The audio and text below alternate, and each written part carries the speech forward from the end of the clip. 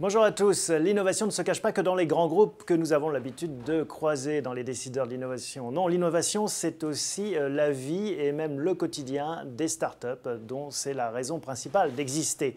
En particulier dans le domaine d'Internet et encore plus dans le domaine de l'open source. C'est le business et l'innovation dont on va parler aujourd'hui en compagnie de Christophe Kremer qui a repris PrestaShop il y a peu.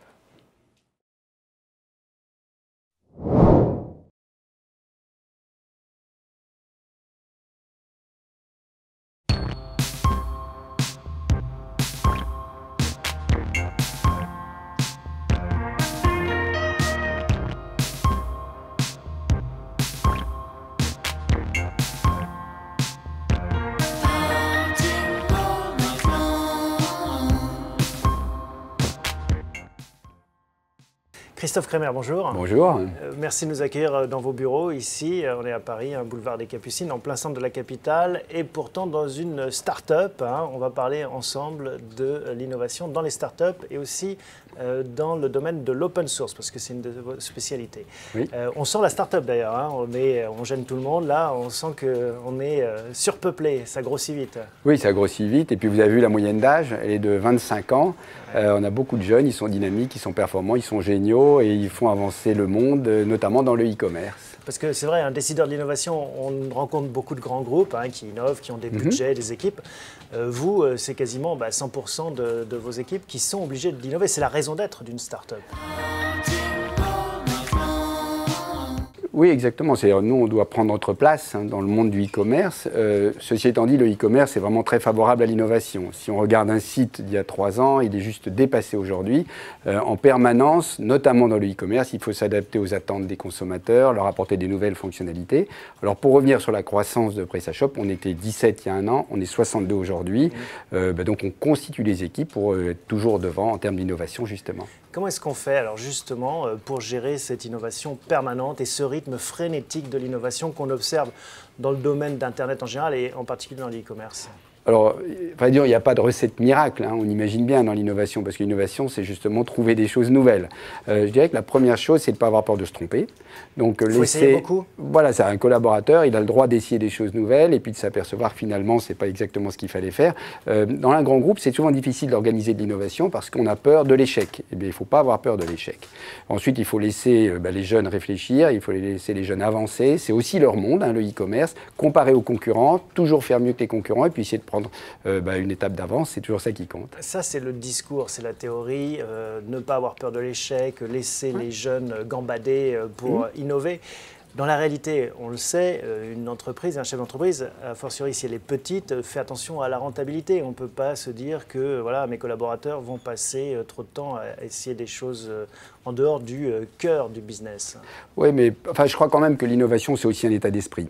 Bien sûr, alors la partie financière, c'est 2, 3, 4 personnes qui le gèrent. Encore que nous, on communique tous les mois sur nos résultats, tous les mois sur notre activité, et puis même tous les jours en termes de boutique ouverte. Mais donc la personne qui est sur le terrain en train de programmer la solution, eh bien, on va lui dire de comparer à d'autres, on va le juger en lui disant tiens, oui, c'est une bonne idée que tu as eue, et encourager, disons, des nouvelles fonctionnalités, en comparant à ce que peuvent faire les Américains, en essayant d'imaginer des solutions nouvelles. Donc l'innovation, elle se passe au cœur de ce qui se passe dans la tête de chaque développeur et de chaque collaborateur. Vous la récompensez, cette innovation, quand un collaborateur vous amène une nouvelle idée et qu'elle s'avère bonne? Alors on la récompense sous forme d'applaudissements à ce stade. Ça fait toujours du bien. Ça fait toujours du bien. C'est aussi un état d'esprit.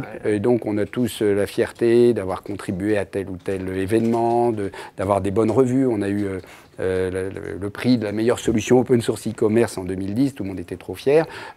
Puis après, il va y avoir évidemment des primes en fonction des résultats. Mais disons que c'est un peu déconnecté justement du résultat final. C'est plus dans l'état d'esprit qu'on veut motiver les gens à innover. Donc l'innovation, c'est aussi du management, c'est un état d'esprit. Exactement. Passer du temps à aller voir les gens, à leur souligner que l'important c'est d'y croire, qu'on veut faire la meilleure solution. Parlons d'innovation technique, la navigation à facettes, même un certain nombre de fonctionnalités nouvelles. Alors justement, justement, c'est ça. Quelle innovation ces derniers mois, ces dernières années, pour ceux qui ont vécu dans une caverne, qui arrivent dans le monde du e-commerce, qu'est-ce qui a changé? Parce qu'on a l'impression que le e-commerce, finalement, c'est toujours la même chose. On va sur un site, on achète, on met sa carte bleue et on est livré. Qu'est-ce qui a changé? Au contraire, hein, ça devient de plus en plus différent, de plus en plus exigeant. Je pense par exemple à la navigation. Vous, en tant que consommateur, vous allez aller sur un grand site, Amazon, Azos et d'autres, et là, vous allez avoir un degré d'exigence qui est lié à la rapidité avec laquelle vous trouvez le produit, la capacité à identifier directement ce qui vous intéresse, à acheter facilement et tout ça. On parle aussi du mobile, et puis on parle aussi de Facebook, et toutes ces innovations formidables. Eh bien, l'objectif là, c'est de dire aux développeurs, tiens, j'ai entendu Marc, je prends un exemple, j'ai entendu Mark Zuckerberg dire à le G8 que c'est plus rentable pour un e-commerçant de donner 10 € de réduction aux amis de quelqu'un qui a dit I like sur Facebook que de juste lui donner 10 € à la personne qui l'a tapé. C'est-à-dire on va récompenser peut-être 40 personnes plutôt que d'en récompenser une seule. Alors je dis chiche au développeur qu'il arrive à faire ça, il va se plonger dans le sujet, essayer de réfléchir à l'idée et trouver de lui-même la meilleure solution. Et donc ça, c'est ça qui fait évoluer l'expérience utilisateur. C'est ça votre combat, en fait, en grande partie aussi. Voilà, c'est-à-dire tout ce qui fait qu'on va pouvoir incorporer les nouvelles idées, les nouvelles méthodes. On parle au mobile, par exemple. Ouais. Par exemple, dans le mobile, oui. Ça donne quoi ? Alors, dans le mobile, en fait, c'est un mélange entre de la technologie et puis des retours clients. Donc, on va réunir, par exemple, là, 5 clients différents, dans 5 domaines différents. On va dire, qu'est-ce qui vous ferait plaisir ? Et puis ensuite, on va lire des journaux sur à quoi doit servir le mobile, dans quel contexte on va l'utiliser, et qu'il s'agisse de la mode ou de l'informatique. On va récompenser, on va récupérer toutes ces idées, puis on va essayer de les incorporer dans ce qui se fait de mieux. Et puis après, on va dire chiche au développeur qu'il est capable de le faire. Moi, ce que j'adore, c'est la bonne phrase, c'est ça, c'est chiche qu'on va pouvoir, sur la home, mettre un espace vidéo, une photo, des avis, une nouveauté, une newsletter. Chiche qu'on peut incorporer ça facilement. Le développeur, il prend un peu la tête et puis il dit « bah oui, je crois que je vais y arriver ». Et quand il y arrive, c'est juste formidable. On sent que le champ des possibles est immense quand on est dans cet univers de la technologie. Est-ce que ça aussi, c'est pas un risque, un danger ? Comment est-ce qu'on fait ces choix ? On n'a pas des ressources illimitées, on n'a pas 150 développeurs pour l'instant, même si c'est tout le mal que je vous souhaite. Comment est-ce que vous prioritisez, hiérarchisez ces développements ? Là, il y a des réunions d'informatique. Les tendances du e-commerce, elles sont à plein de niveaux.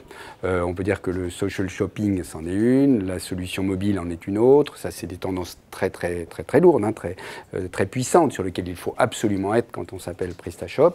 Et puis pour le reste, c'est de la rentabilité pour le e-commerçant. On va choisir, est-ce qu'il faut compléter le module newsletter, est-ce qu'il faut faire les paniers perdus avec des nouvelles fonctionnalités intelligentes, des produits associés, vous voyez. Et là, on va être plutôt guidé par ou l'intérêt marketing pour le client, ou la rentabilité du site e-commerce pour le e-commerçant. Bon, voilà, après, il faut un arbitrage, et ça, on fait au mieux. Autre innovation forte qui est votre business, c'est ce qu'on appelle l'open source, oui. Qui change beaucoup de choses aussi. Si on vient justement, si on décortique un peu cette innovation qu'est l'open source, comment est-ce que vous la définissez et puis comment est-ce qu'on gagne de l'argent avec l'open source ? Oui, alors c'est deux sujets différents. Alors moi je rajouterais juste, c'est pas seulement open source, c'est open source gratuit. C'est open source gratuit et communautaire. Pour PrestaShop, la communauté, c'est ce qu'il y a de plus important. 270 000 membres dans la communauté qui vont contribuer à la solution. Là, j'étais à une réunion avec la Poste à Orléans hier. Il y avait 3 membres de la communauté. C'est comme s'ils étaient quoi, un peu... membres de la communauté, pour ceux qui nous regardent, qui se disent mais de quelle secte ils parlent ? Voilà, c'est pas une secte, c'est juste une passion. Ouais. C'est-à-dire les gens qui vont alors en tant que développeur, dire non, moi j'aimerais bien que la solution évolue de cette manière-là, ou en tant que développeur, partager des solutions à des problèmes techniques, à des enjeux techniques, ou en tant qu'utilisateur. Qui développent gratuitement. C'est la magie de l'Internet, c'est la magie d'un monde moderne où il y a quand même pas mal de contributeurs qui vont gratuitement aider quelqu'un d'autre. Pour améliorer l'intérêt général, en l'occurrence la vente sur Internet. Voilà, alors c'est pas 100% toujours désintéressé, mais si vous posez une question dans les forums de PrestaShop, eh bien il n'est pas rare du tout qu'un autre contributeur va passer du temps à vous aider. Il va dire, j'ai trouvé... il y a un peu un challenge technique aussi. Je sais pas, par exemple, je veux télécharger des vidéos, je veux faire utiliser un CDN, un réseau spécial au numérique ou au multimédia. Il y a un petit peu un challenge technique. Donc, il y a une notion quand même de challenge technique. Alors, revenons à l'open source communautaire. Donc, l'open source, c'est gratuit, communautaire. Vous téléchargez PrestaShop et vous allez vous rendre compte par vous-même de ce que ça peut faire pour vous. Et donc, ça fait une base installée qui augmente très vite. Sur PrestaShop, en gros, il se crée presque 270 nouveaux sites par jour dans le monde. Il faut être commerçant pour avoir quelque chose à vendre. Oui, ou alors un intégrateur ou un spécialiste. Donc c'est un modèle de grande diffusion, qui est assez exigeant sur le niveau de la qualité. Un modèle de grande diffusion. Et ensuite, il va s'agir que, en gros, 40% des utilisateurs ne paieront jamais rien. Bon. Mais notre métier, nous, c'est d'apporter une plus-value à ceux qui veulent ou faire appel à un intégrateur, ou ceux qui veulent profiter de fonctions plus élaborées. Et donc voilà, donc c'est un modèle de grande diffusion et ensuite d'apport de services et de services complémentaires. Et justement, cette communauté très nombreuse, est-ce que vous diriez que c'est ça le moteur de l'innovation et que l'open source, finalement, étant donné ses ressources quasi illimitées, arrive à produire de l'innovation plus que des business structurés, organisés, même avec des poches profondes? Voilà, c'est exactement, c'est ça que je trouve intéressant, si vous voulez, dans le open source communautaire. C'est, mettons qu'il y a 5 ans, logiciel gratuit, vous vous rendez compte, logiciel communautaire, vous vous rendez compte, logiciel open source, alors encore pire, par rapport à des géants comme IBM, Accenture et d'autres, vous voyez le chemin qu'il y a à parcourir. Hein. Et bien finalement, on s'aperçoit que ce modèle, il est fiable. On sort un logiciel qui, à l'arrivée, est aussi fiable. Et puis on a un logiciel qui est innovant. Chaque jour, la communauté nous envoie entre 5 et 8 nouveaux modules par jour à proposer aux utilisateurs. Et donc, vous voyez que cette innovation open source, elle écrase tout le reste. Comment est-ce qu'on peut lutter contre l'open source, finalement? Oui, alors, ça, vous savez, qui prévoit l'avenir, je ne sais pas. En tout cas, ce qu'on peut dire, c'est que c'est un modèle très puissant, qui soulève effectivement beaucoup d'énergie, beaucoup d'enthousiasme, beaucoup d'innovation. Nos intégrateurs, nos partenaires, en France, on est dans 145 pays, vous vous rendez compte, eh bien, chacun veut contribuer au projet, et puis il va y avoir des communautés qui vont se créer, en Allemagne, par exemple, très fortes, au Brésil, en Espagne, où il se crée des communautés PrestaShop. Et ça, vous ne la maîtrisez pas, cette communauté, c'est un objet qui existe par lui-même. Voilà, alors on a... vous venez vous rattacher dessus en essayant d'apporter votre valeur ajoutée. Voilà, pour aider tous les membres de la communauté à mieux travailler, à être plus efficaces, à être devant. Aujourd'hui, on a 3 community managers. Donc, c'est 3 personnes qui vont gérer un peu les forums, répondre aux questions quand elles deviennent trop techniques. Parfois, il y a des questions qui méritent d'aller chez nos développeurs directement. Donc, animer et donner un état d'esprit pour que tout le monde s'y sente bien. On voit que cette open source, cette innovation dans l'open source est très puissante et protéiforme. Est-ce qu'il y a des limites finalement où elle peut s'appliquer ? Alors, par exemple, on a des amis chez Talend qui ont fait du open source pour de l'échange de données entre systèmes. Alors, l'échange de données entre systèmes, si vous voulez, vous intégrez des données dans les systèmes centraux, vous les échangez, etc. Donc, c'est hautement stratégique.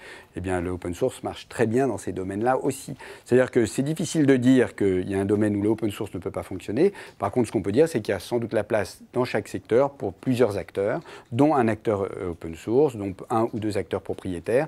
Mais le open source conserve sa légitimité à part entière pour satisfaire les utilisateurs. Oui. Bon, merci Christophe Kremer pour vos explications sur le monde des startups qui innovent en permanence et l'open source également. Merci beaucoup. Why do you